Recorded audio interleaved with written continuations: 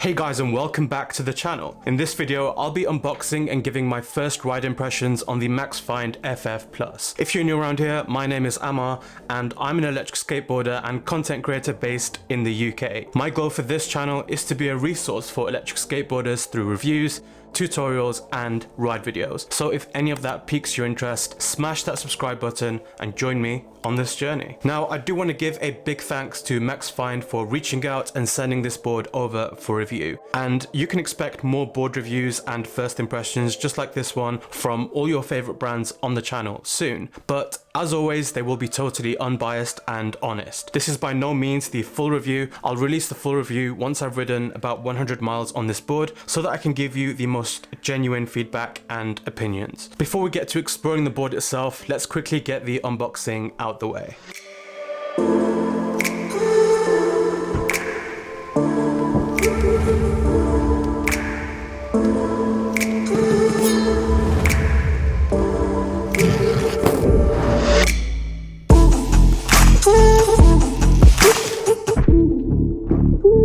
So guys, here we have it. This is the Maxfind FF+ all-terrain board. And I have to say, the packaging is top notch. But without any further ado, we're going to get into the main components of the box.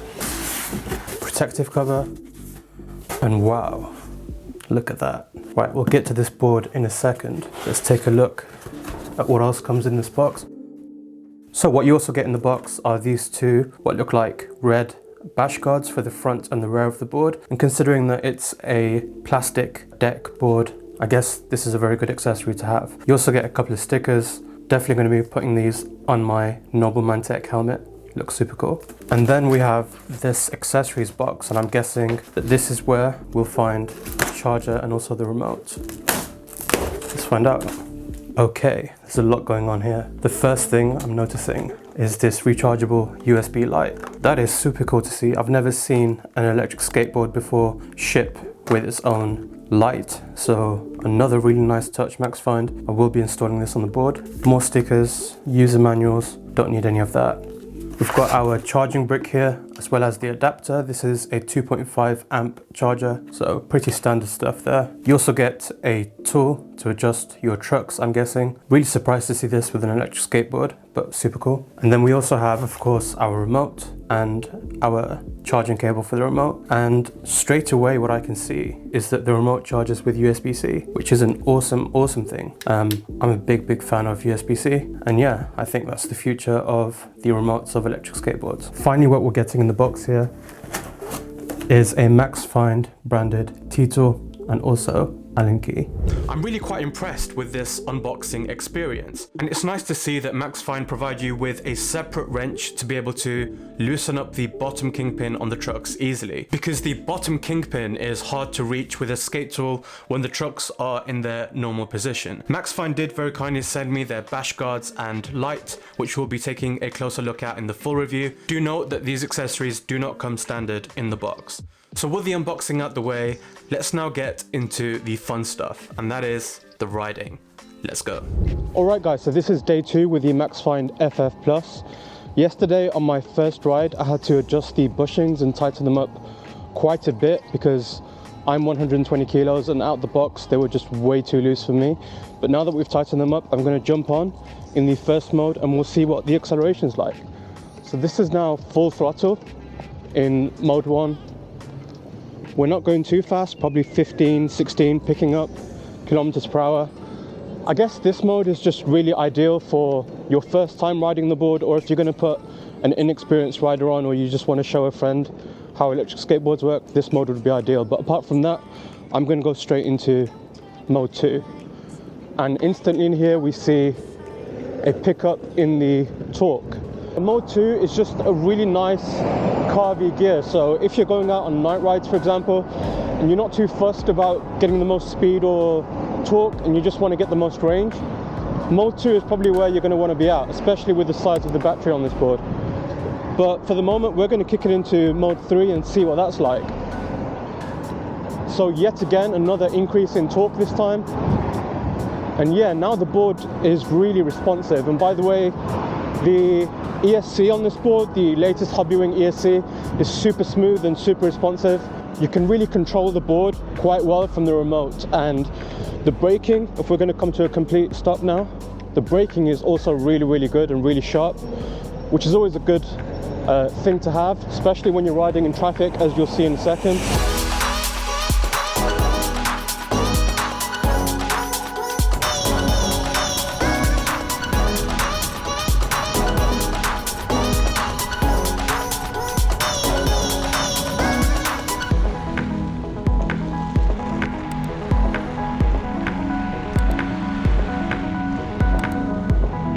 What I found with this board as well is that it's just really nice and playful. Like, you can really maneuver around.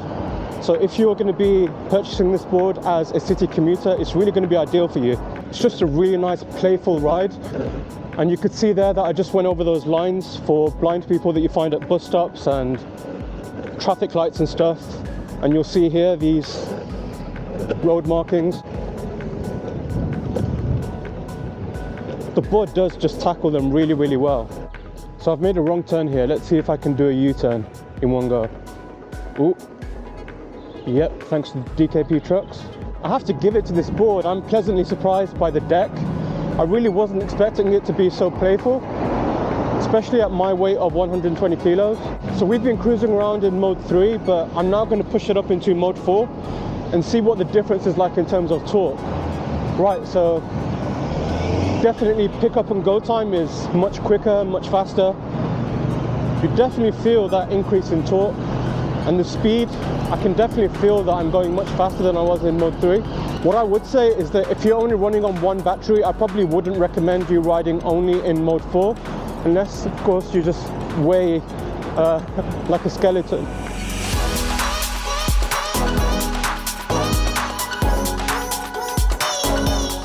So, first impressions of the Maxfind FF Plus. Surprising. At the price point of this board and with the materials being used, I didn't have the highest of expectations to begin with, but I have to say the board has really exceeded my expectations. I wasn't expecting the deck to handle so well, especially for a person my weight at 120 kilos, since it's made of plastic, but it actually made for a really playful and enjoyable ride, and did a great job of absorbing a lot of those vibrations from the solid tires that this board uses. Talking of the solid tires, they're 6.5 inches, and again, I didn't expect a lot from them, as I always assumed that solid tires made for an extremely uncomfortable ride. But again, the Maxfind surprised me. Sure, these tires aren't as comfortable as using pneumatic tires, but they still performed really well over undesirable terrain, potholes and bad paving. They could of course be more comfortable, but honestly, the trade-off with pneumatic tires is the possibility of getting punctures, which most people don't really want to be dealing with.